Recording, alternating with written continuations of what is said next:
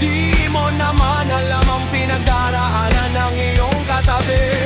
Di mo naman alam ang pinagdadaan niya,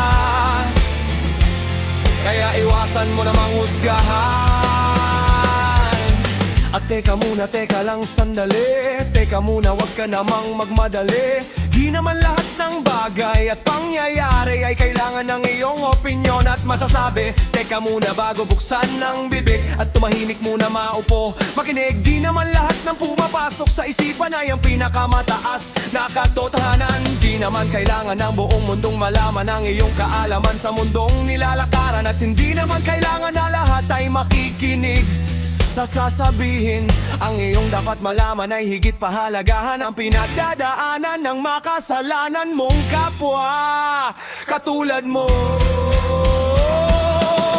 Di mo naman alam ang pinagdaraanan ng iyong katabi.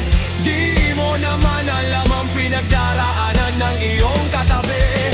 Di mo naman alam ang pinagdadaanan niya, kaya iwasan mo namang husgahan. Pag may nakitang basurero, sasabihin ng nanay, tatay mo, anak, mag-aral kang mabuti upang di ka matulad sa kanila. Alam nyo ba kung ba't siya nagresolba sa pagbabasura? Dahil di mo naman alam, wag kang ganyan-ganyan. Lahat ng tao may kanya-kanyang konteksto na malalaman mo lang kung galing sa kanya mismo. Kaya wag kang makinig sa sabi-sabi ng iba. Kung ako sa'yo, mas pipiliin ko ng tumingin sa kabutihan ng mundo bago ko mapansinin ang mali ng aking katabi.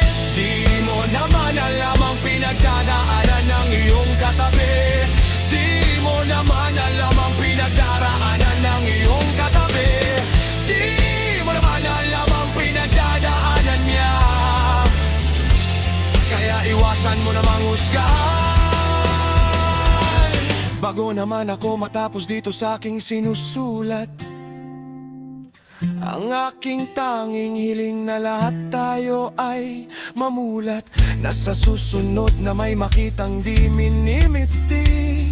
Hindi ka lang mangungunang manuro ng daliri. Ayoko rin naman yung tipong nang mamarunong. Gusto ko lamang tumingin sa sarili't magtanong, tama bang pumulot ng bato't batuhin ang mga taong nagkakasala? Lahat naman, di naman kailangan ng buong mundong malaman ang iyong kalaman sa mong nilalakaran. At hindi naman kailangan na lahat ay makikinig sa sasabihin. Ang iyong dapat malaman ay higit pahalagahan ang pinagdadaanan ng makasalanan mong kapwa katulad mo.